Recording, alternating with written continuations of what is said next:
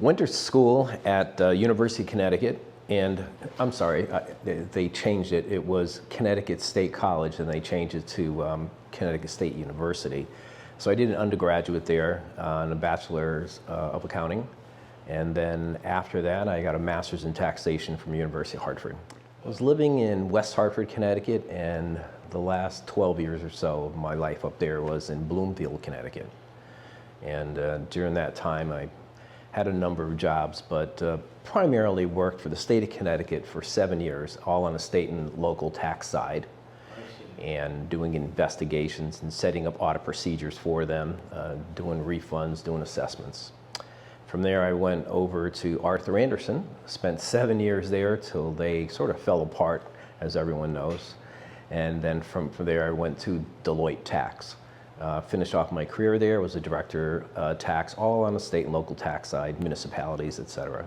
So the short version on that is, in a prior life, as I mentioned, I lived in Galesville and also Edgewater. So I managed and operated, I should say, because they let me have free reins, Steamboat Landing Restaurant at the time with Ken Upton and Gary Schaefer. And then we opened up Fox Chase Tavern in Edgewater. So I have that side of me going. Did a lot of sailing, and we would always do the Annapolis to St. Michael's race. And I know this is a story that many people have, because they in turn sail into St. Michael's and say, I'd love to live here one day. Fast forward 40 years, here I am completing that mission, that this was the place we wanted to retire to. And I agree wholeheartedly, because this has always been near and dear to my heart. I've been coming here for the last 40 years, and it's still a quaint, gorgeous town. Absolutely love and adore it. Like I said, moved in 2.5 years ago. And what I noticed over the last year or so, there's been a breakdown in communication with the town, between the town folks, business owners, and everyone that's sitting on the board, the commissioners, the councils, etc. Why that is there, I'm sure there's various reasons. I think some of it had to do with COVID, to be honest with you. But the town people right now, it sounds as though they're not being heard, they don't have a seat at the table. And when I started hearing that over and over again, there was a pattern. And how do we break that pattern? You either stand up and do something, or you can't complain about it because you don't take a position. So I decided that I'm going to throw my hat in the ring. So that was the number one reason. And I'm at a point in my life right now where I really want to give back to the community. And that is the other reason why I'm running. But I'd really like to open up those lines of communication. And people over the last few weeks, how would you do that, Al? I think there are a number of ways to do it. In this day and age, social media is big.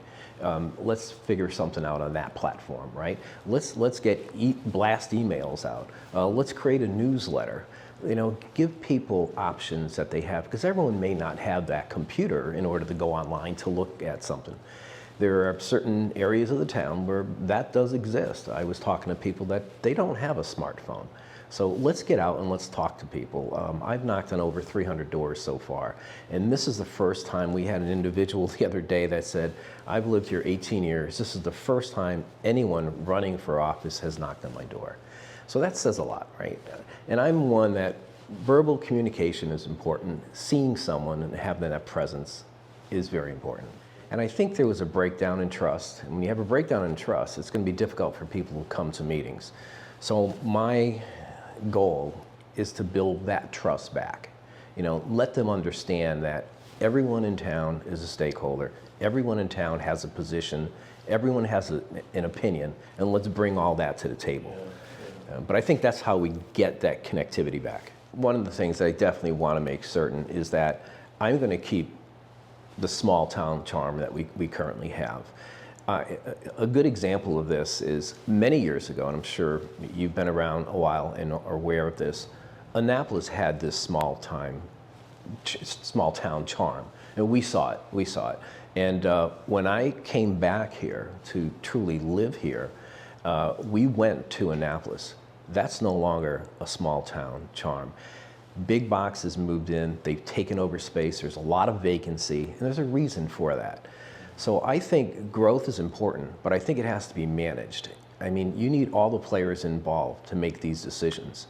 And I don't think that you need to stay on the backside of the burner. I think what you need to do is move forward in many different areas, but you have to approach that in a manageable way, so you retain the character of the neighborhood that you currently have. Well, I've always been a person that respects everyone's opinion.